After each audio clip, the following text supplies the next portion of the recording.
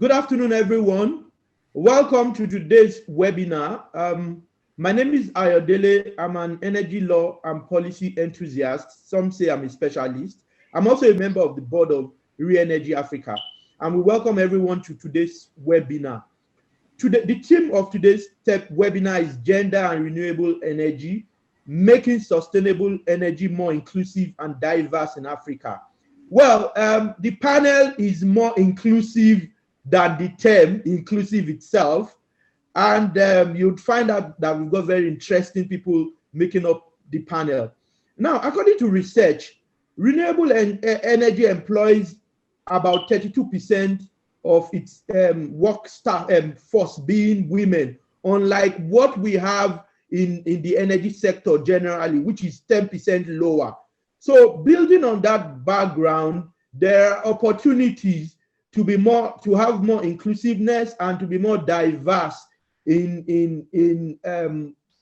the business opportunities, in the employment space around renewable energy in Africa.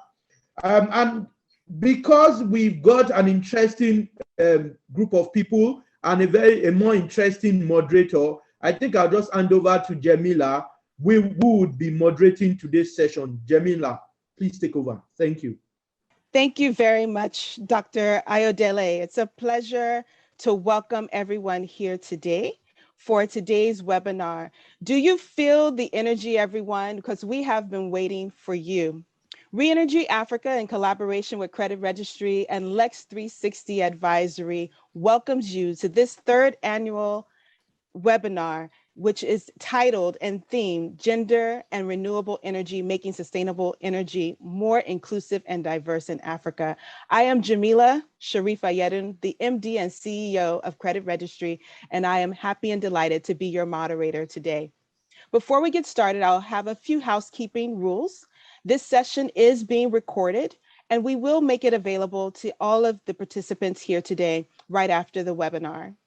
Your mics and your cameras are off, yet we do want you to be a part of this discussion, so please join in. In order to join this discussion, please ask a question or give a comment using the QA section at the bottom of your screen. We'll be looking throughout those questions throughout the entire webinar. And I also want to extend a hearty thanks to all those who have already submitted some questions for today. I'll be sure to ask as many of those questions as possible to our speakers, in addition to any new ones that we receive. So with that, welcome once again. I'm going to say that this is an exciting time in general for diversity and inclusion. You'll see women across the globe that are being welcomed into leadership positions in various industries. We're going to take a stance today to talk about the ReEnergy and looking at how that has an impact on women's involvement. And so with that, we have a number of speakers that are going to enlighten us today. So please be ready to listen and to learn and to certainly get involved. So it's a good one for us today, so be ready. I do want to kind of open this up with a quote that's going to guide us in our thoughts. This quote says that the first step towards getting somewhere is to decide that you are not going to stay where you are. And that's by Jay Morgan. And I think that that is a great way for us to look at this particular discussion today, is to be able to, at the end, make a decision not to stay where we are. With that, we have a fantastic opening remark speaker who's going to join the mic here shortly. And this is Dr. Ayotunde Coker. Sir, I welcome you, and I'd like to give just a brief introduction about you. It won't do justice because you have a lot of certainly notable background, but I'll do a quick introduction.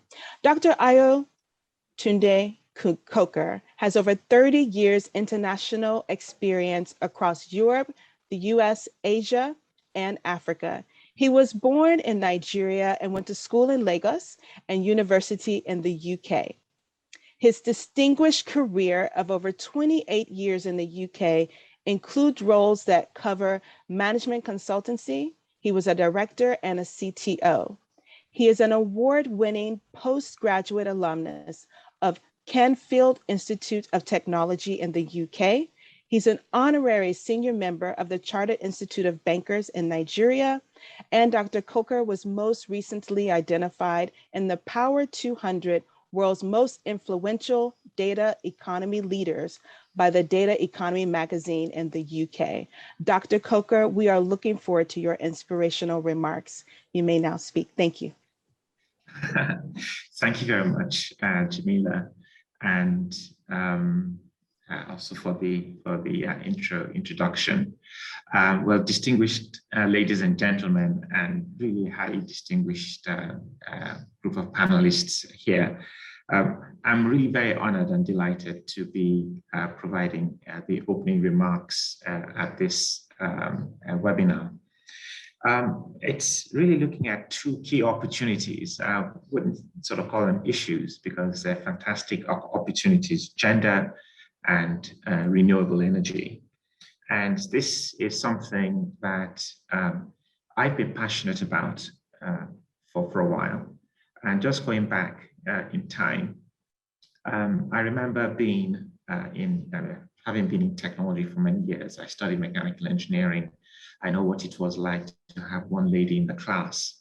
And we talked about this then. This was about 35 years ago or something like that. So it's been quite a journey.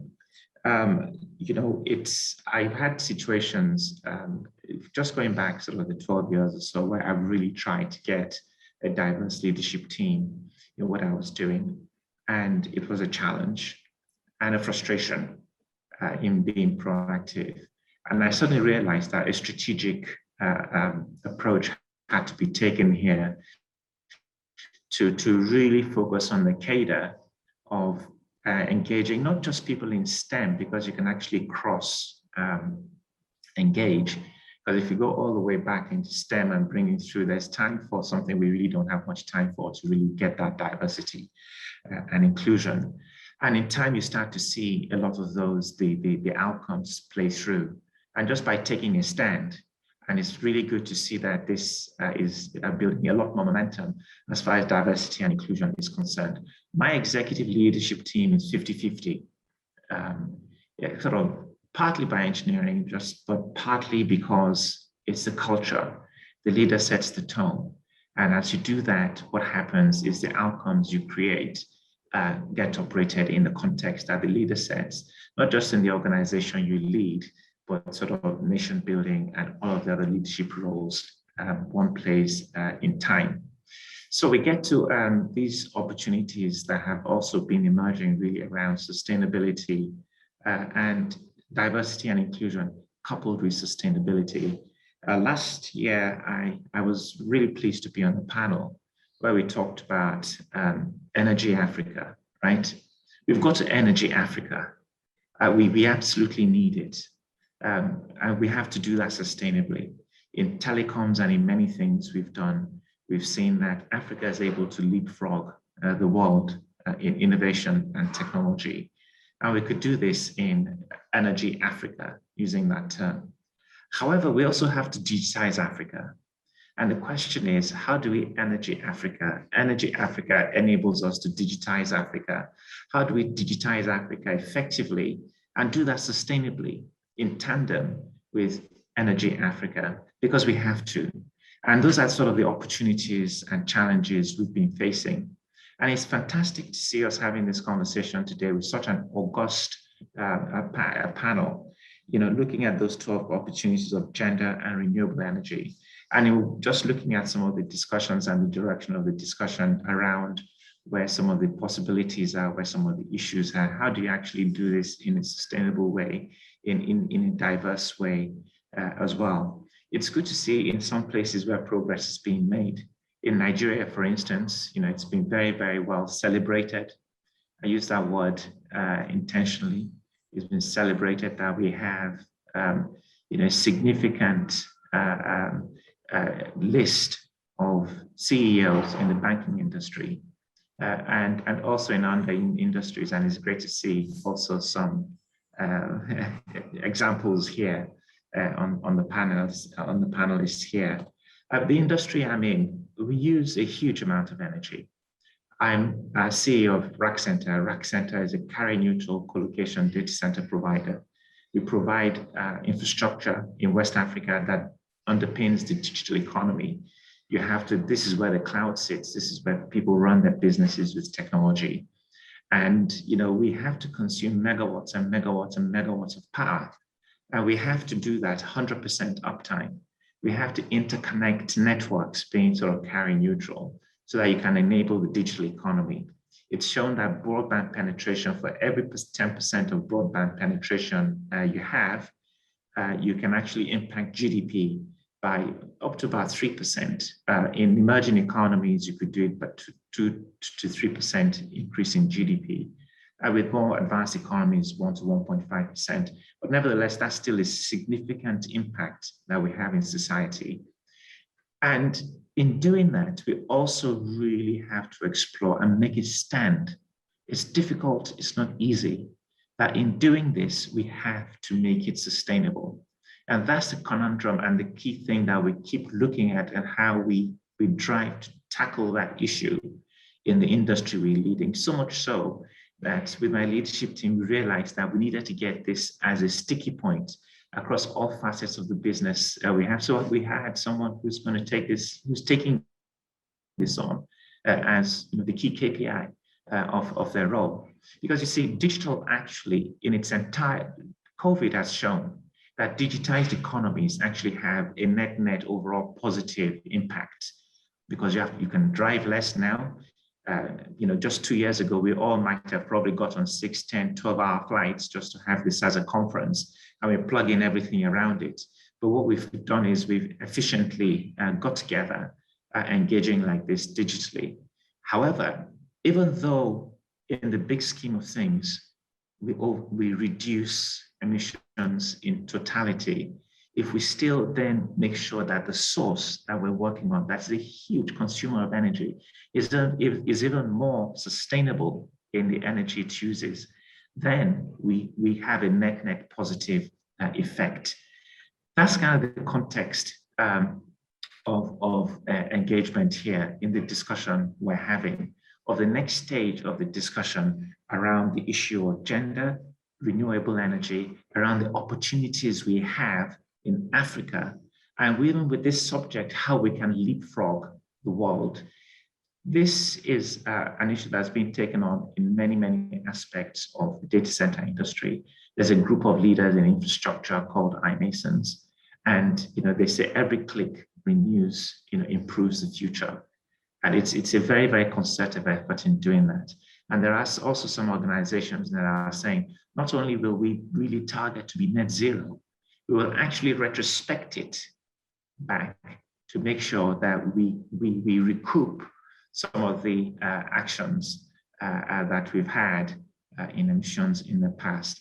So if we combine these actions, okay, to some of the opportunities in net impact that we say we have with digital, plus the actions not just to be net zero, but to then retrospect it, and the opportunity we see with gender, with inclusion, diversity, sustainability, and the impact on the Sustainable Development Goals, the outcomes we can achieve are significant indeed.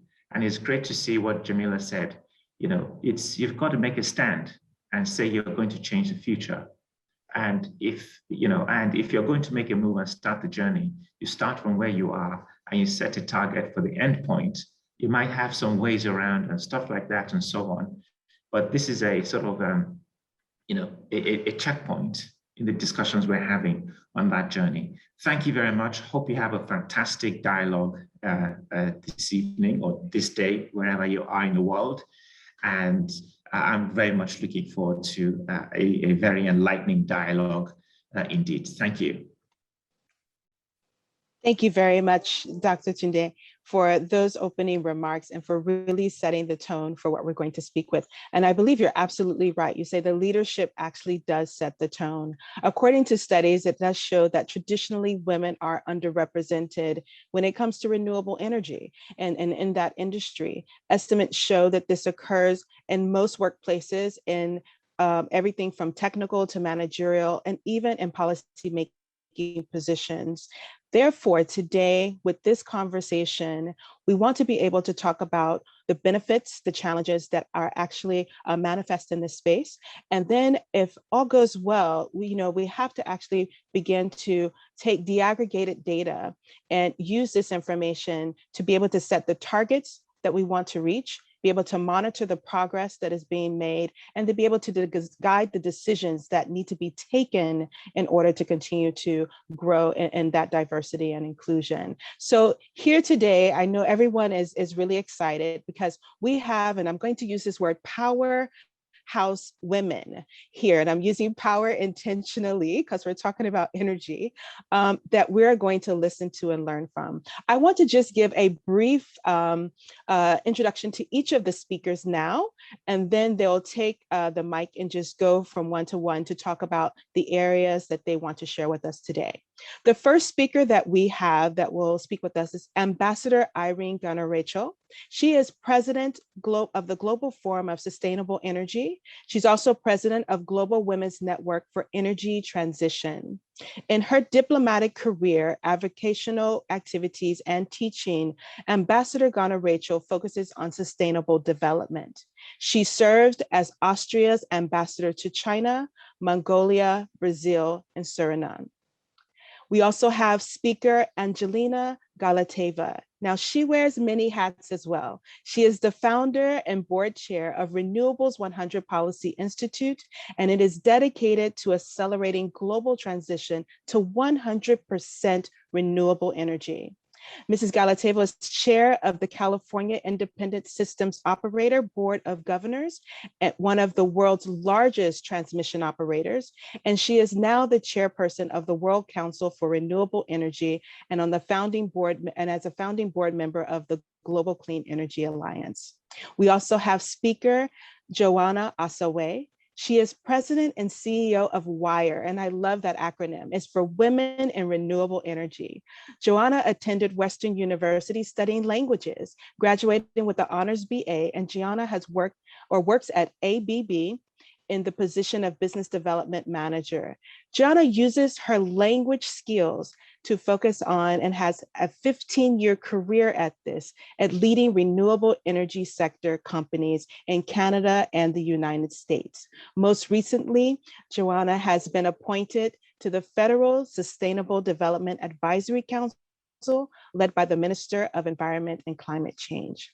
With that, I am going to turn the mic over to Ambassador Irene Giner-Reichl, and please, Mrs. Irene, and please, I would like for you to go ahead and share your screen. You have some slides that you would share with us, and I will give you a 3-minute warning right before it's time to wrap up and go to the next speaker. Ambassador Irene Giner-Reichl. Well, thank you very much for giving me this opportunity to participate in this very exciting roundtable.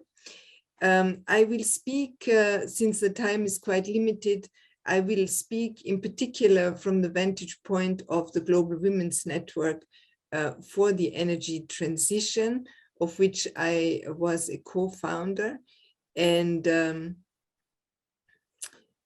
am now one of the advisors, senior advisors. Oops. Why is this happening? My slides are moving without my wanting to move. Let's see.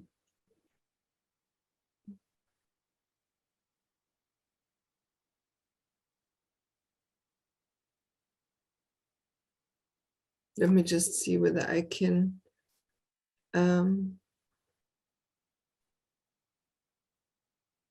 start over. Sorry about that.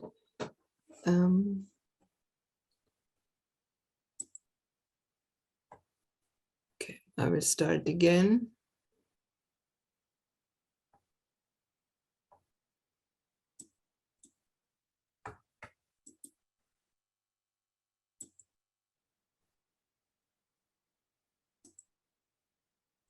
Sorry, let me try again to share my screen.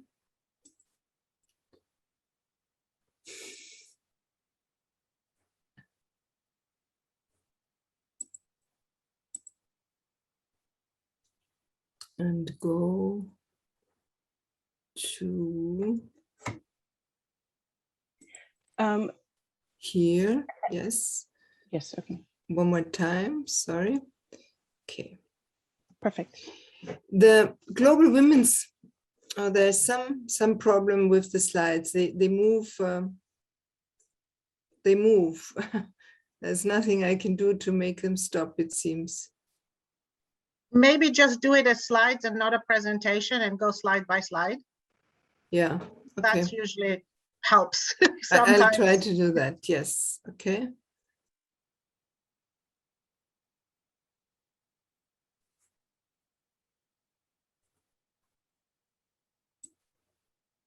Hello, Ambassador. Yes. Can you press the button at the bottom of the screen for presentation mode? See if that one works better. Bottom right-hand side. Yes, I think I will just do slide by slide. Perhaps that's the safest thing.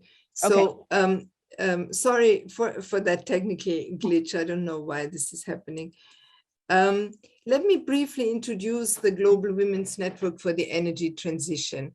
It is an international non-governmental organization anchored in Austria, which pursues 4 activities in order to serve 2 major goals. And the 2 major goals are to support women that are currently working in sustainable energy and to make the sector more inclusive in general. And we do that by promoting networking, by promoting advocacy, by promoting other services such as mentoring and coaching, and also by running the Women in Energy Expert Platform, which is a kind of dedicated LinkedIn where more than 2,000 women by now have already self-registered. Women that are active in sustainable energy have self-registered to promote their own visibility, to network, and to show that indeed there are lots and lots of women that are active in sustainable energy. We call ourselves the Global Women's Network for the Energy Transition because we believe that the energy transition is a complex undertaking, an undertaking that countries and sectors and companies and organizations all across the world have started to engage in order to achieve the energy systems worldwide that we need to achieve, which are compatible with climate change goals. And we know that in order to be compatible with climate change goals, we have to decarbonize our energy systems dramatically. Now, this means that energy transitions are not just shifting from one fuel to another, from a polluting to a non-polluting fuel, but that there are deep changes that affect practically all of our energy supply and demand systems, and really all of our societal processes, how our societies work, how our economies hum, etc. So in that sense, behavior change, innovation, and integration across sectors is of the essence. Diverse backgrounds, capabilities, and perspectives are needed. And in order to be successful, the largest possible and the diversest possible talent pool is needed. That, of course, means that we have to include all available talent, that of men and of women equally. Now, this year is a very special year when it comes to sustainable energy because the United Nations have engaged in a high-level dialogue process on sustainable energy. It's a global process. It was started last fall already in the year 2020. It's led by the United Nations. There are 5 technical working groups that have elaborated reports, and ministerial thematic dialogues have already happened, and there will be a culmination of that dialogue in September at the General Assembly. Now, the 5 technical working groups are about the 5 topics that I've listed here on the slide. And given the time constraints that we have at this webinar, I would like to focus on the recommendations that emanate from the working group on enabling all the SDGs through just energy transitions, because I think that topic is most germane to what we have before us as a challenge here. So the recommendations that these experts came up are several. So one of them is to integrate the achievement of all the SDGs into the pathways towards clean and sustainable energy, but then also to implement a sustainable energy transition strategy with social equity and inclusiveness at its center to enable the SDGs, and also to integrate the access to affordable, reliable, sustainable, modern energy, inclusive, modern cooking, clean cooking, as a central pillar of inclusive, just, and equitable energy transition strategies. I believe those recommendations are really key also for the African situation. And in that context, the working group also highlighted the need to accelerate the integration of gender equity into energy transition pathways. There are several other recommendations as well that I only can flash on the slide. I'm not going to elaborate on them. There are indicators that the working group at the global level proposed to measure interlinkages between SDG 5, which, as we know, is about equality between women and men, and SDG 7, which is about sustainable energy. So they propose very specifically to measure the share of women employed in the energy value chain, and also to measure the share of women in senior positions in relevant ministries, national energy agencies, and programs. I think these are 2 indicators that are fairly easy to monitor, and monitoring is of the essence in what we are about to do. Because, as was pointed out already by the introductory remarks of both the distinguished MC and Dr. Coker, the renewable energy jobs industry is a growth industry. We expect it to grow from currently 11 million jobs worldwide to more than 42 million in 2050. And in that growth, we also need to have equitable participation of women, which, as was pointed out already, is currently not the case. We have many barriers to the entry of women in the renewable energy sector in the modern energy context.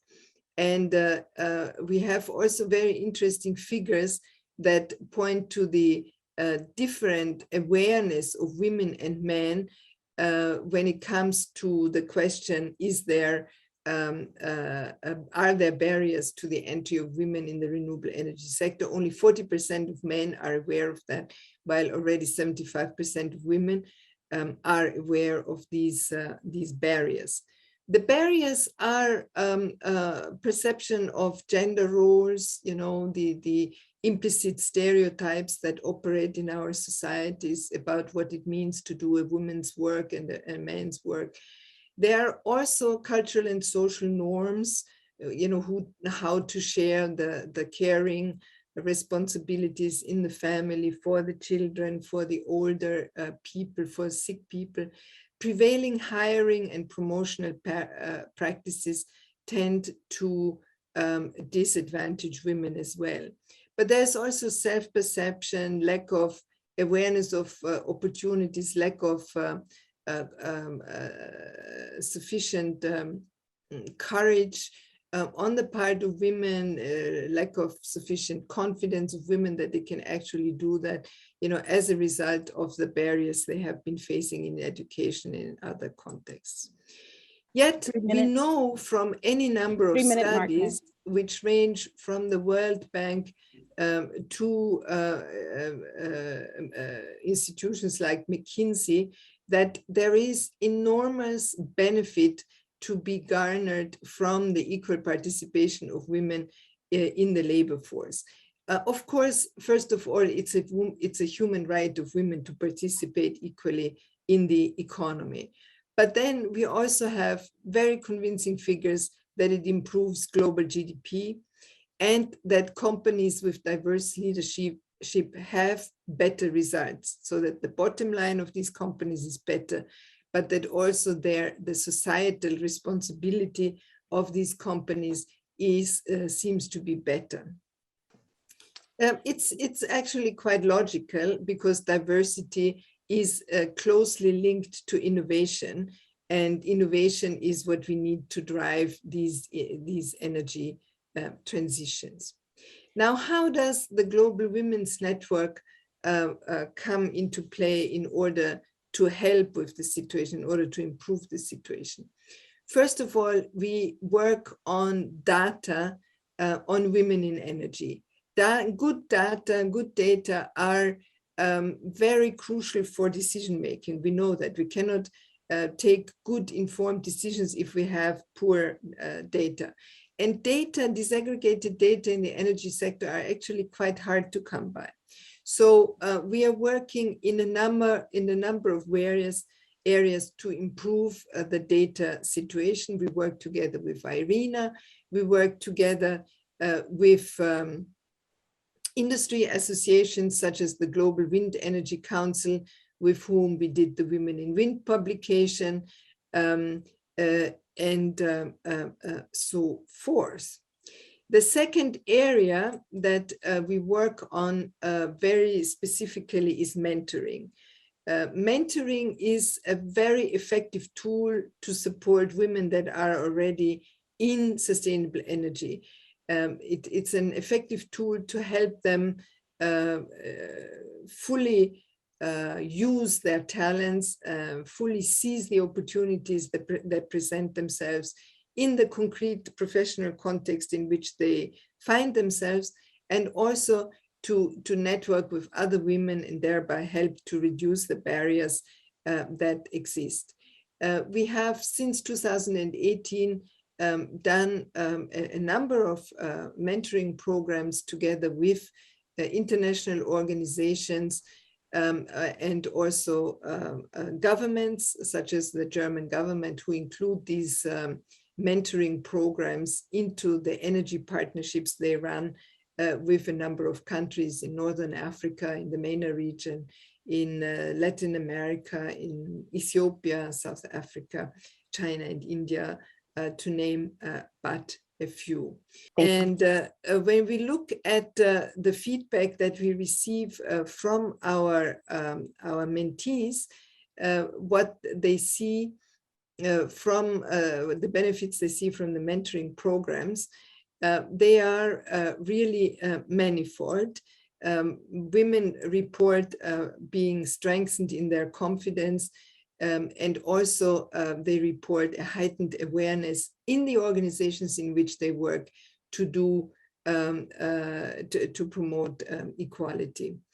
Now, we also believe, and that's the third of our pillars, in partnerships. So we work with this long list of organizations to promote the goals that we are having.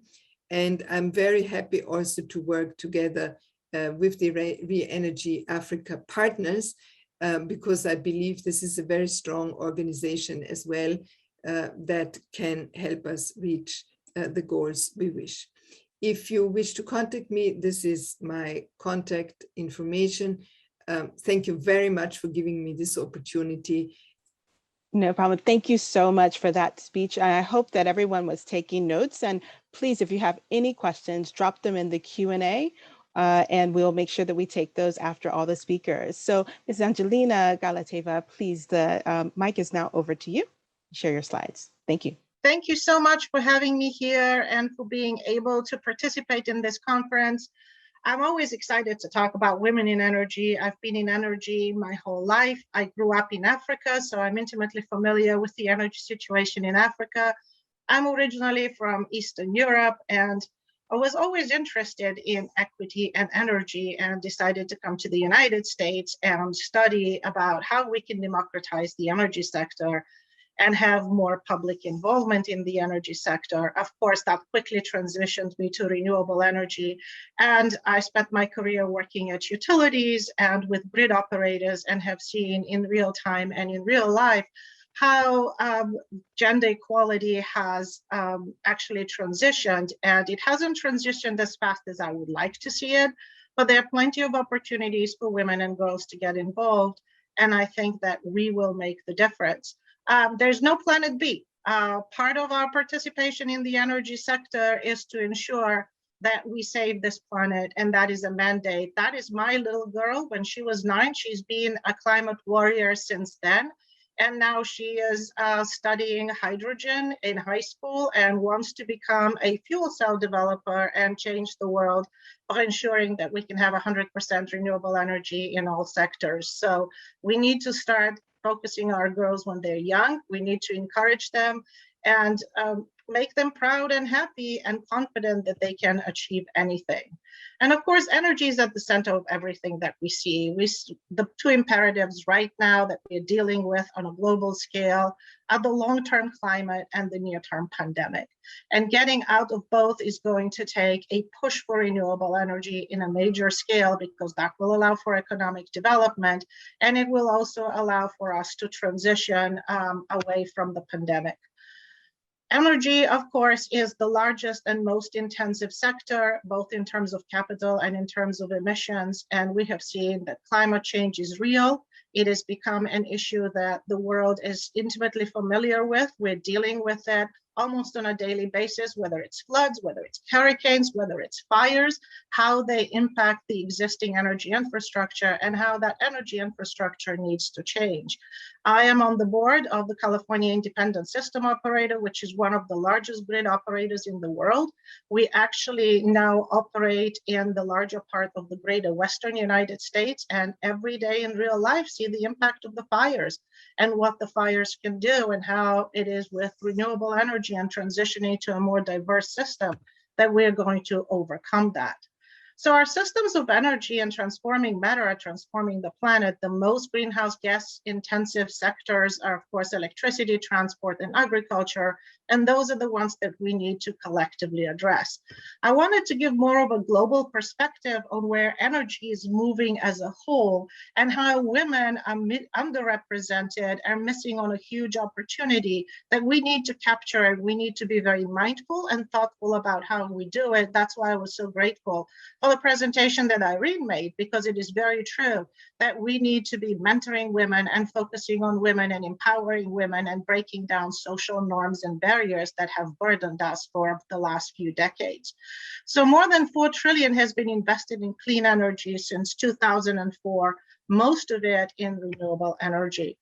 More solar generation capacity was installed in the past decade than any other technology worldwide. That is due to the fact that green energy also brings in other green benefits apart from sustainability, but also in terms of making money, which is a good thing. The price of solar over the last decade has fallen by 90% and more.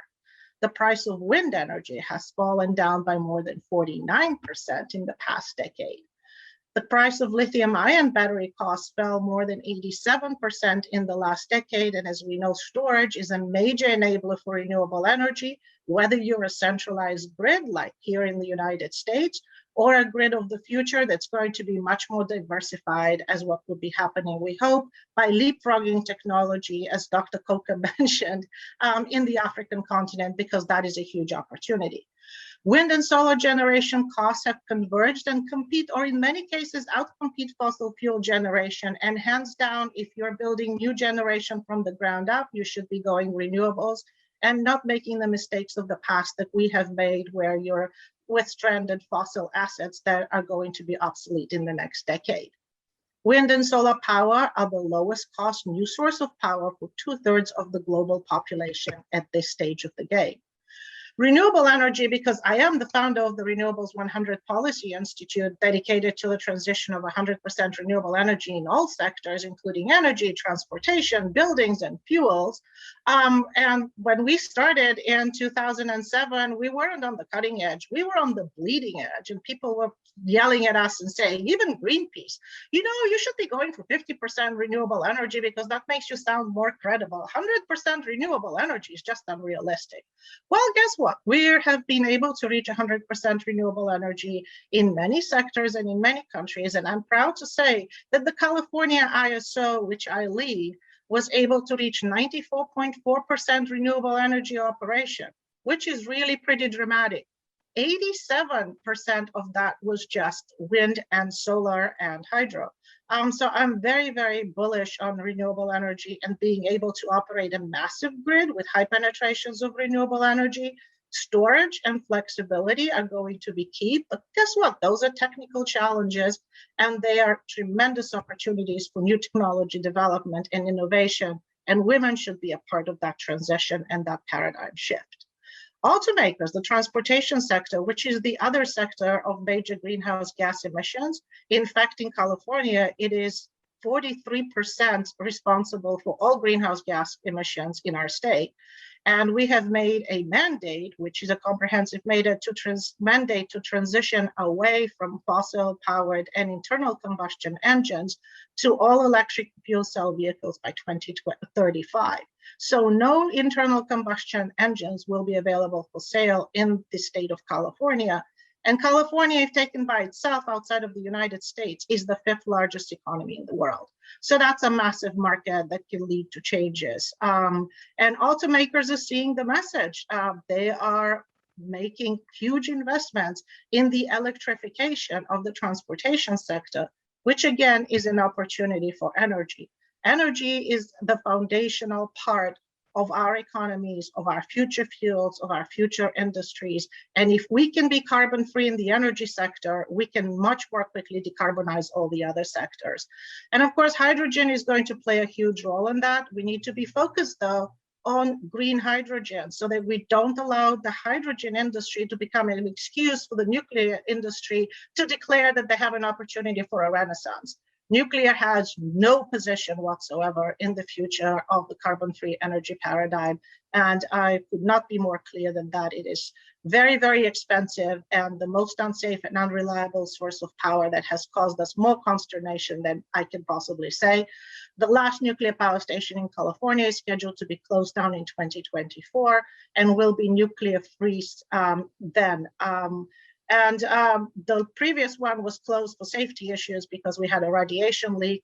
And our biggest problem for operating a reliable grid was the loss of 2,000 megawatts centralized baseload power that just disappeared because we couldn't bring it back online for safety reasons. So hydrogen made with renewable energy, and we have plenty of that, is going to be the future. The oil majors are also seeing that there is a transition afoot and there's a paradigm change. And they're all focusing on pursuing diverse approaches to clean energy, whether it's solar, whether it's energy efficiency, whether it's transportation, whether it's carbon capture, digitization. Everything is focused on transitioning to being carbon-free and to making sure that we can operate on 100% renewable energy resources. This is a study issued by the National Renewable Energy Lab that basically was a very promising study that said that the United States as a whole can transition to 100% renewable energy.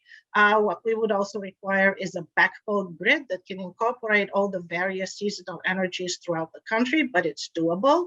So focusing on grid modernization, on storage, transmission, behavioral education, resources, and greater cooperation actually enables that to happen. And it's probably the lowest cost and the highest value for us as a society if we want to factor in saving the globe as part of the equation as we transition and ensure that our economies can be robust and developed and inclusive. And women should be a part of that as well. Looking at renewable energy jobs and how they are transitioned throughout the world, certainly if we look at Africa, there are tremendous opportunities for development. And of course, the continent needs to focus on the electrification because I believe about 35% of the continent is electrified at this point in time. So we've got a tremendous opportunity to ensure that this can be done in the best possible way from the ground up with a very diverse and a very digitized approach as a whole. Again, in terms of jobs and in terms of job numbers, it's renewable energy that provides the most jobs and the most opportunities for economic development. At the top, of course, the leader is solar photovoltaic, and that is going to be the workhorse of any transition.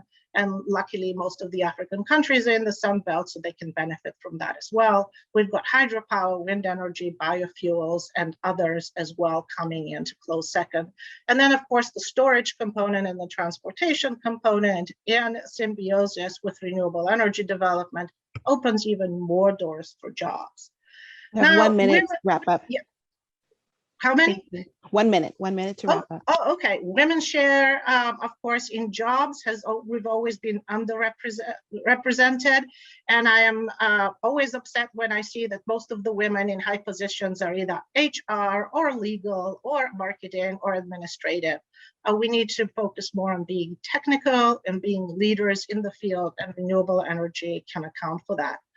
There are a lot of job opportunities if we just take the direct jobs that are in terms of energy generation, that's without efficiency in electric vehicles.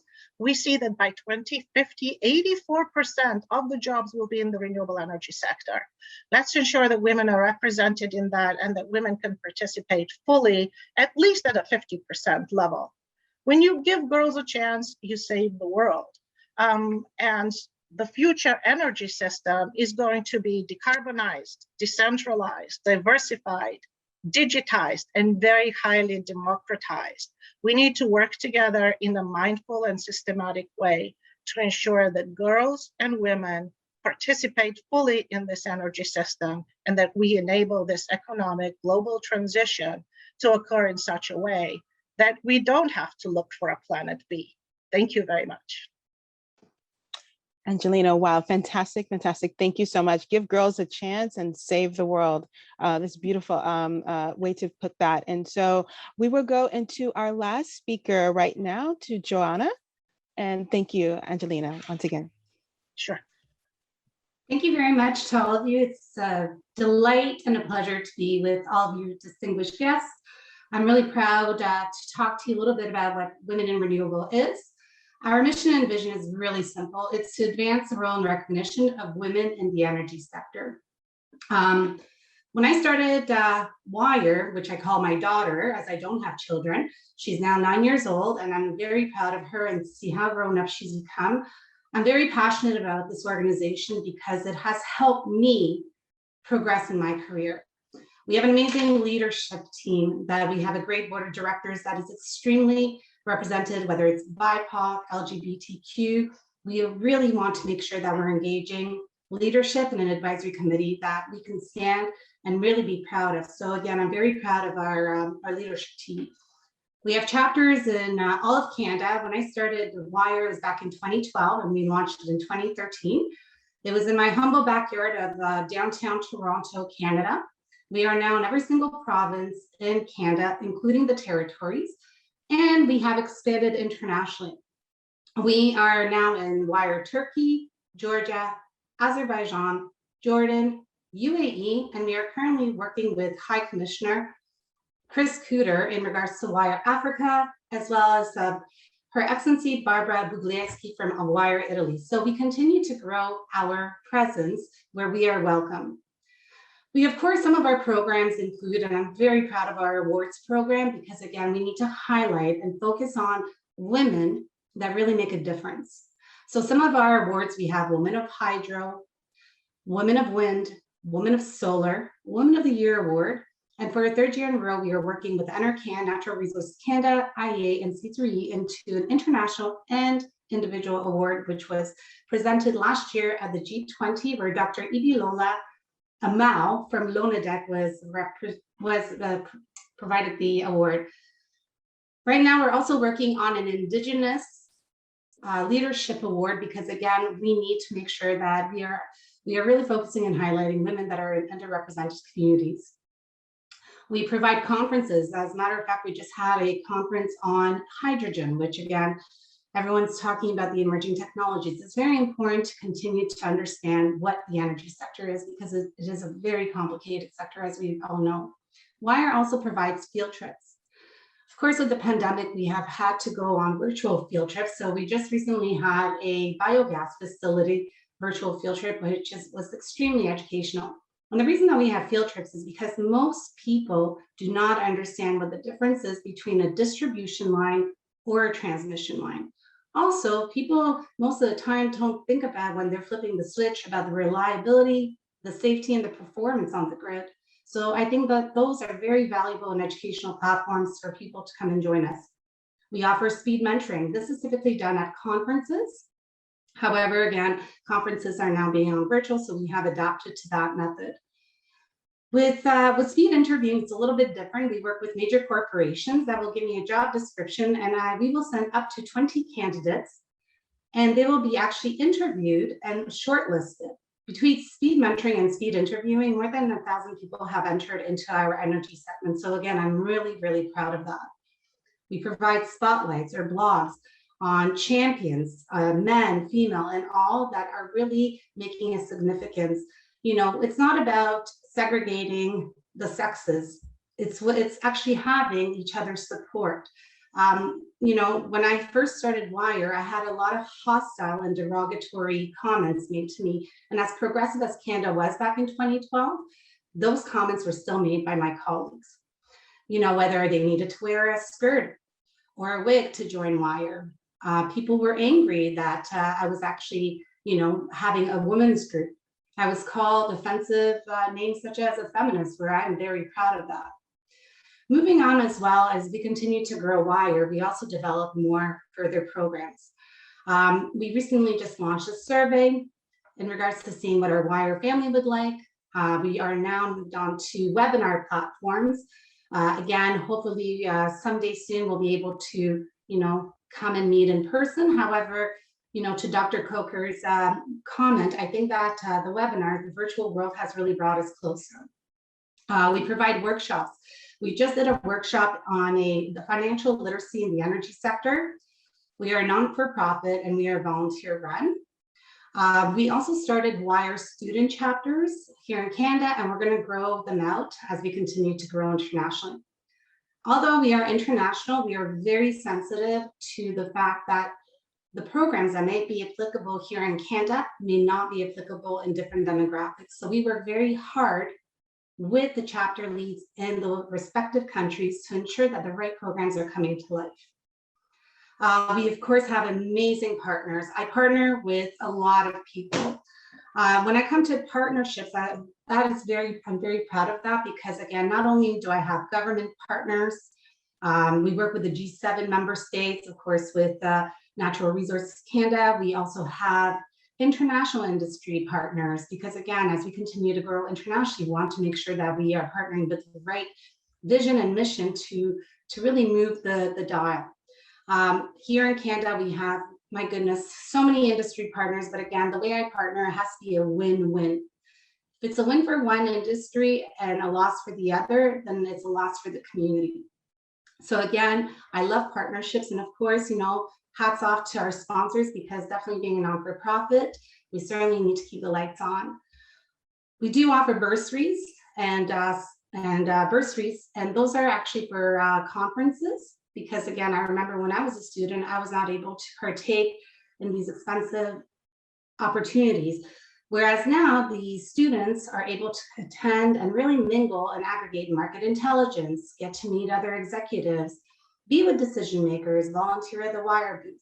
So as we continue to grow WIRE in our programming, you know, a big hats off to all of you, because you are very inspirational.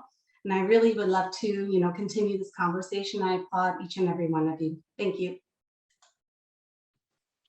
Joanna, thank you so much for those remarks and for the information and for really, I think, spearheading us right into this conversation. So we have a number of questions that have come in from the participants. I'd like to certainly take those questions on, and I will begin with a few questions, and I'm going to direct this to the ambassador. So you stated that there are two indicators that really are being used to measure the share of technical jobs and senior positions for women. And I just want to state the obvious here. Why should we be so concerned about having equal participation of women in sustainable energy? Why is that so important? Well, thank you very much for the question. It is so important, first of all, because it is a right of women to participate in economic activity, political activity, societal activity on an equal par with women. So it's an issue of human rights to overcome the barriers that exist. That's one thing. It's a very important reason. The other reason is it is important because we get better results when we have women participate in any political, economic, societal activity. And with the energy transition, we don't have any time to lose. We cannot delay, we cannot perpetuate patterns of interaction and patterns of proceeding that are too slow and that are anchored in stereotypes of the past, really. We need to draw on all available talent, and talent comes in male and female and in all kinds of shades and forms, all kinds of backgrounds. The renewable industry, the sustainable energy sector is much more diverse in terms of the skills that it needs than the old classical, oil and gas sector. So in addition to needing women in administrative position and in technical STEM jobs, we also need them in communication. We need them in social engineering. We need them in teaching, in all kinds of sectors and activities that can work together and are needed to promote the societal transformation that the energy transition requires. It makes no sense to try to transform society with half the population engaged. It simply doesn't make sense.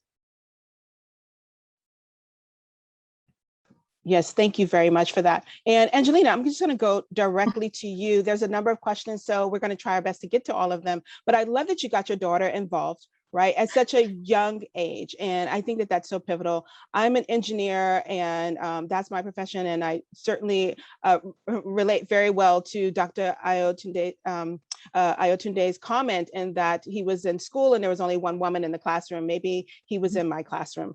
But nonetheless, and that statement that she made was so important, that there's no planet B, right? So what does good really look like for a woman, honestly, and how they can thrive in this industry, right? Women do play multiple roles when it comes to, being part of the family, raising the family, also trying to grow in her own, right to be a powerful in the rights of technical and managerial positions. So what does good look like, and how can we get there? Well, good looks like realizing that women are 50% of the population, that women should be represented in the most capital intensive industry of all, that we're in the midst now of a great paradigm shift in the energy sector that affects climate, that affects our everyday life, that affects our children's futures. And we need to be involved if we want to have a say in what our children's future is going to be like. Transitioning to renewable energy, this is a much more transparent industry as a whole. This is a much more inclusive industry as a whole that enables opportunities for all on an equal basis. And we shouldn't have an energy infrastructure of the past that is hundreds of years old, that is represented, frankly, by old white male engineers. We need to have diversity. We need to have women, as was pointed out very eloquently by Irene. When you have women engaged in the infrastructure paradigm and governance, you have a much more equitable solution. You have a much more creative solution. But it's not easy for us. You have to push, you have to work hard, you have to be relentless. You have to make sure that if you're focused on your goal, you have the support of networks. And that's why Joanna's initiative is so great as well with WIRE. We do need that support for our girls. We do need that support for women. I saw one of the questions is on sexual harassment. And what can we do as a society to ensure that in a male-dominated field, a woman is welcome? We're not always welcome. I've been in the energy sector my whole life. I was the first woman appointed as chair of the California ISO, which is the largest grid operator in the world. It took this long. I've been on the board since 2011 for me to get appointed and become the chair. But it's incredible that it happened. And I would like to say that as a result of, again, relentless pushing and always questioning and making sure that you provide the opportunities for a transition, it can happen. And the fact that 100% renewable energy is now embraced by the technical core and by everybody who is representing the grid operator as well as the utilities, and it is now the foundational goal of the state and indeed the world, that's what will drive the change. And it's women who are pushing for that to a very large extent. We are on the forefront. We want to make it happen. And there was also a question on nuclear energy that I'd like to address from the audience very quickly.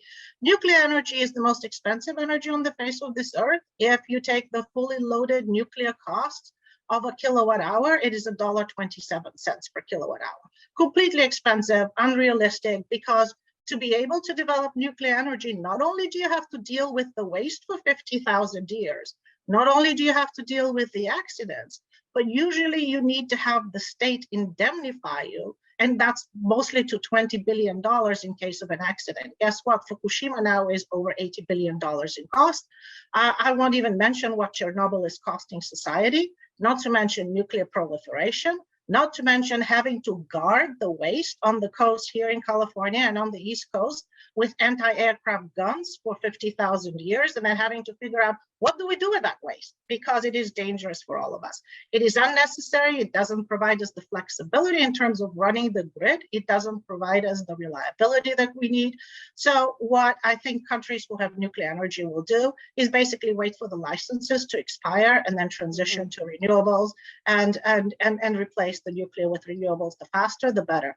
And I think Africa being able to transition to a system of renewable energy led by women is where the future is. That's incredible. For sure. Thank you so much, Angelina. And Ivan and Fiona, thank you for your questions. And Angelina, thank you for taking those. Let's just go to Sharon's question. Joanna, if you can actually help address this. She wants to know what opportunities are available for anyone who's actually trying to transition or switch their career path. She's a Kenyan lawyer and by profession, and she's finding it difficult to transition into new sectors. If you can give us a little bit of insight of how to be able to make those kinds of transitions would be great. Thank you. Joanna. Of course. Thank you. That's a great question. I got into the energy sector back in 2003, and it was really because of the persistence and really the vision that I saw for renewables, and I really wanted to be part of it. Coming into this sector, I think that networking is key. Your network is your net worth. The more people you know, the better it is. That person will connect you with the next person. That person will connect you with the next one. And I think that that's the beauty. Again, for WIRE, it's sort of a platform even for myself that I use, because I get to speak to a lot of great, amazing women, men, and all that are really inspiring and empowering. So making that transition, I think that as we continue to go into, new emerging technologies, the renewable space is quite big. I think that, there's a lot of room for growth for all of us. Please reach out to me as well off, my email is definitely going to be available. I'm here to guide, I'm here to navigate you through this. For instance, again, the world becomes very small in the energy sector too. It's the same key players. And I think that that's one thing that I love to do is to really connect people. So again, I invite you to connect with me on a personal basis, and I can certainly help you through some of your obstacles as well. Thank you Can so I much, just Joanna. add something very quickly, Please. Fiona? Because I'm a lawyer too, and I know transitioning in the legal field can be hard, but there are tremendous opportunities because it's ground up and top down in the renewable energy sector. And top down is legislation and frameworks. So frameworks enabling the proliferation of renewables, frameworks mandating certain percentages of renewables in a transition timeframe is what helps accelerate the technology, provides the economic security for investment to come in, and enables women to get into the field as well, because there's that security and the long-term view and the belief that you're actually making a difference. So tremendous opportunities on the legal side in terms of frameworks, in terms of contracts, in terms of technology proliferation, that if you focus on shouldn't be that difficult. You'll have to take a leadership role in it, but hey, you know, that's what we women are there to do. Mm-hmm. Absolutely. And Angelina, I think I love the way you made that bridge of you can actually stay within your same vertical, but actually contribute quite a bit to this space, to this particular industry, even in the legal profession. And so, Irene, I'm just going to jump right back to you. You know, I like for people to actually walk away from discussions like this with something practical that they can do. And we have a number of leaders that are on this call.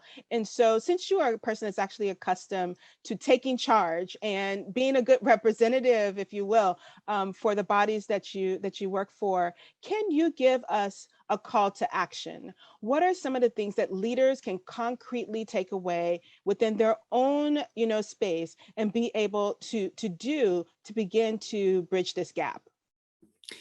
Yes, well, we found that, first of all, there is not one solution that fits all. And second, that there are already a number of pathways and a number of methodologies and strategies that are being used by stakeholders everywhere to increase the participation of women in renewable energy. The Global Women's Network for the Energy Transition has published a study that you can find on our website on women in sustainable energy. And that study highlights lots of examples. So I invite everybody who is interested to get more concrete suggestions to go to that study. Here, let me just say a few things that are very easy and obvious. One thing is panels, discussions, you know, public events. Make sure that there is equal participation of women and men on the panels, on the podium. Giving visibility to women is very important. There are enough highly qualified women to do that. Second thing, make sure that in your hiring and in your promotional practices, you are really operating gender neutral, which means that you need to address the unconscious bias in your own organization and make sure that you find a way of doing gender neutral hiring and recruiting. Because we find, and there is statistical evidence, that often women enter companies in good numbers, but then as the promotional practices continue to disadvantage them, they are left behind as their male colleagues rise through the ranks.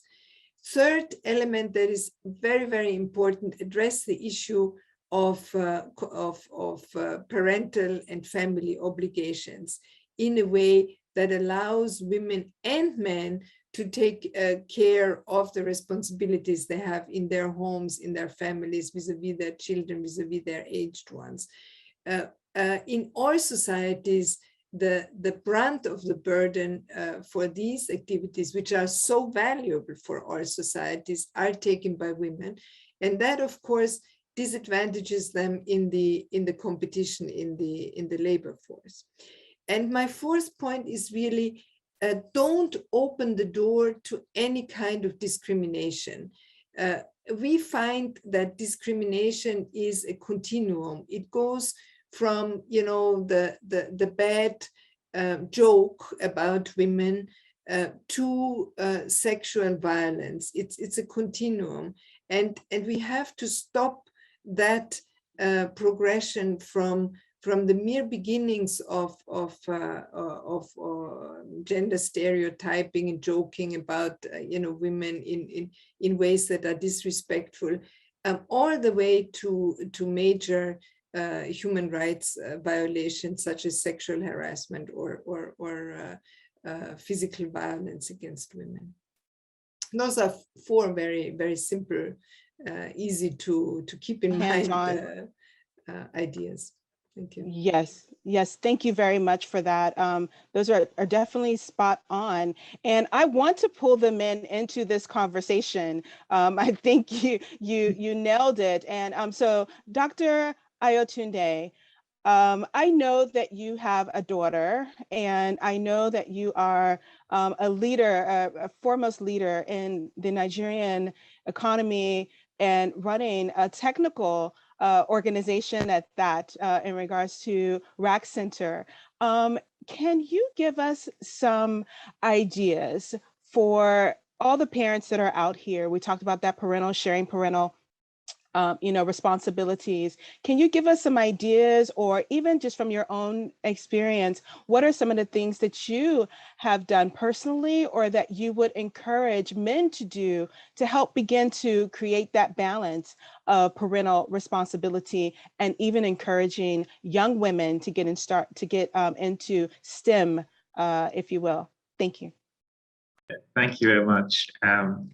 Yeah, it's very interesting question, pretty profound. And in experience, two daughters, one boy. One's studying mechanical engineering, and one's in business economics as a stepping stone to doing law. Not because it's away from STEM, it's where the natural inclination is. And the young boy who's 14 is picking an interesting range of diverse subjects that will sort of interestingly shape where he would be, not necessarily just STEM, mechanical engineering. And so it's one, creating the context of choice.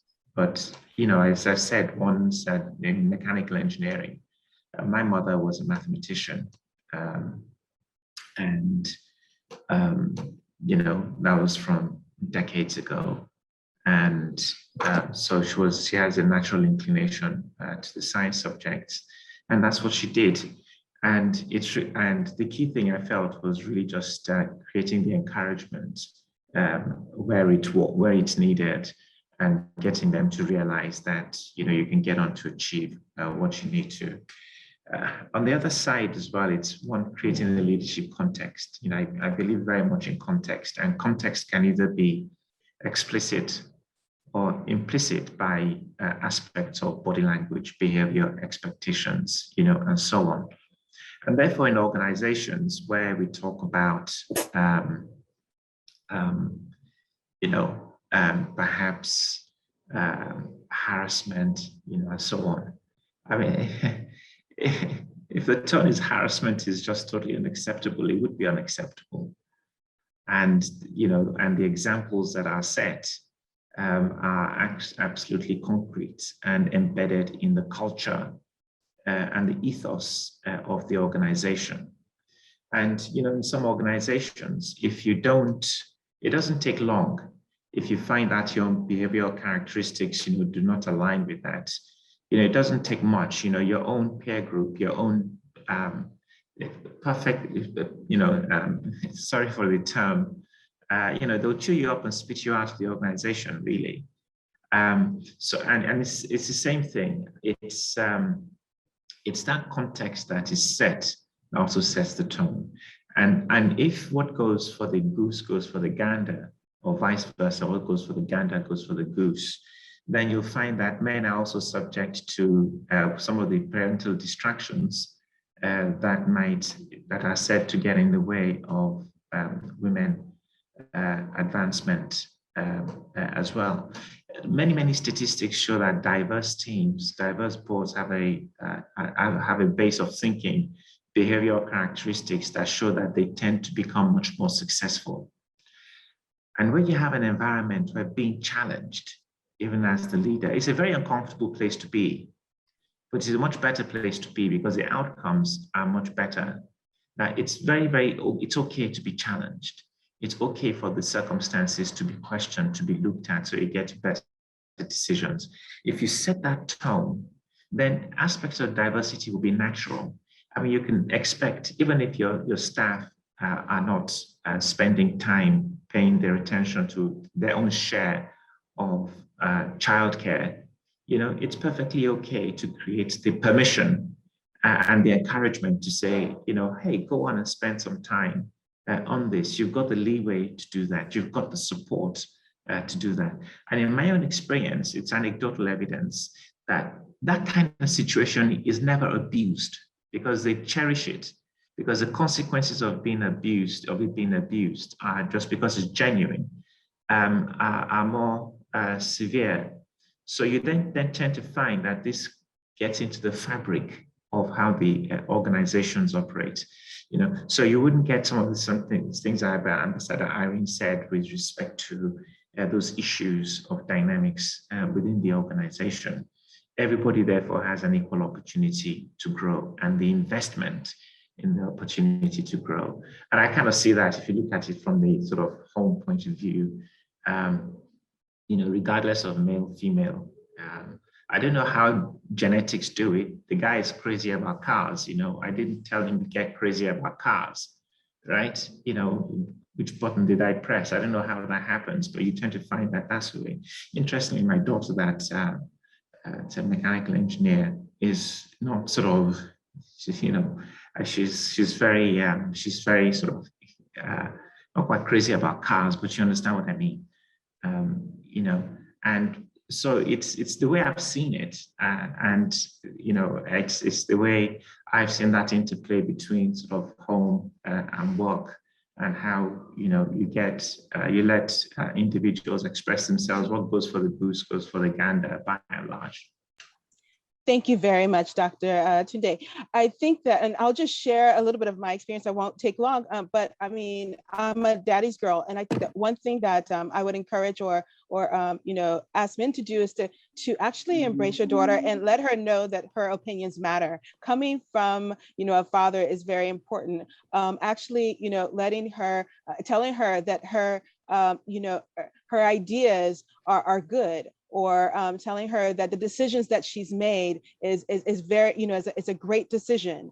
All those things help to reinforce that no matter if you're in a room of all men, especially in certain industries that is male dominated, that mindset coming directly from a father early on and throughout her life puts her in a position to be able to know that regardless of what environment she finds herself in. So thanks for being that kind of role model and for sharing that information with the audience. So we have a few minutes left. I'd like to take this one question here from Caroline, which actually any of the speakers, you can feel free to speak on this. It says, what fiscal incentives would spur household energy switch from wood fuel to renewable energy in Africa as a domain where women are likely to be the decision makers in the home? So I would turn that over to anyone who is interested. Maybe Angelina, it looks like you have something going on. Please, you can go right ahead. Well, yes, and this is a very good question, actually, that goes to the heart of the intersection between financing the role of women and the household and renewable energy. Because we know that women spend a lot of money on wood and on kerosene and on making sure that their household can function in that way. Meanwhile, there isn't microfinancing necessarily available for renewable energy systems, whether it is a home PV system with a little bit of storage that enables light and cooking and other such activities to take place. So allowing for microfinancing, which, believe it or not, is actually a difficult issue to overcome. Grameen Shakti Bank did it. Barefoot Sisters did it, some others did it, to where they give microfinancing to women, because asking the poorest people, and especially women in poor countries, to pay for electricity 20 years in advance, because that's technically what you have to do if you have to buy the solar system up front, is non-workable. We couldn't do it anywhere in the world, and nobody would want that type of financing for their energy structure. So allowing a woman to lease the system and pay for that system less than she would be spending per month on kerosene and wood enables that woman to transition that family very quickly into the 21st century. And then building from that, a microgrid in the community with solar systems and storage and technology and digitization enables the whole community to rise up together. And as we know, women, for every dollar that a woman makes, and certainly renewable energy enables that economic factor to come into play as well, over 90 cents is returned back into the community. Women invest in their future, they invest in their children. Meanwhile, less than 60 cents per every dollar that a man makes comes back to the community.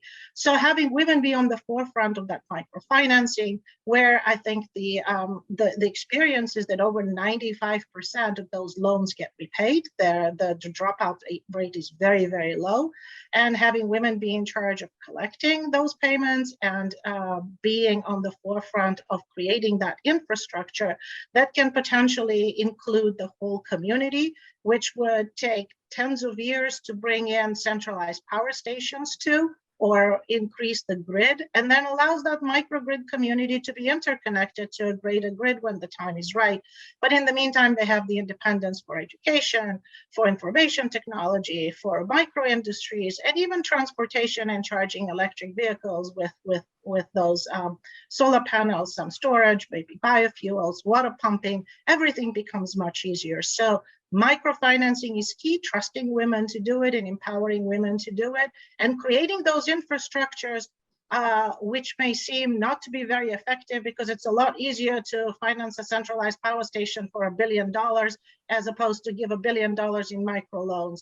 But we should be focused on those infrastructures because they are the future and the fastest way to bring everybody equitably into the next century. And we need to focus on that equitable transition as well, and that includes women and of course countries that need electrification.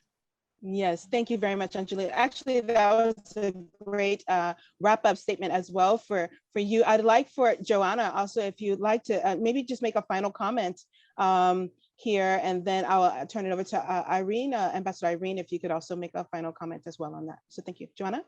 Thank you so much again. I'm really excited to be here with you, with all of you today.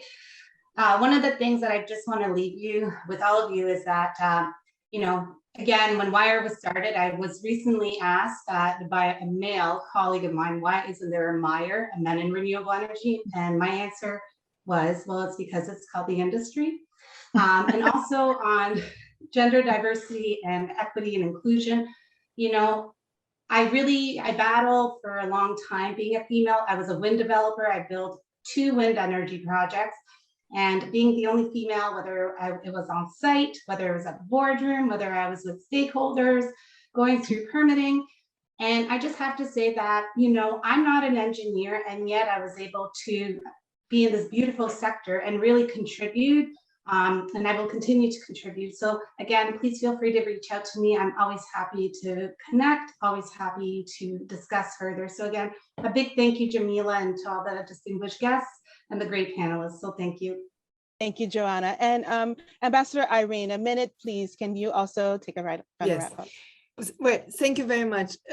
Two small points. One, building on what Angelina said, definitely micro credits might be a very important issue, but there's also a role for the public sector. We cannot put the burden for the change on one household at a time. The public sector needs to create the framework conditions that are needed to enable the transitions and to make those transitions just and equitable. And the second point is very much building on what Joanna said. Women are half of the equation. Let us not think of women as victims of discrimination, etc., but let us focus on the transformational role that women are already playing in the sector and in so many other aspects of societal development.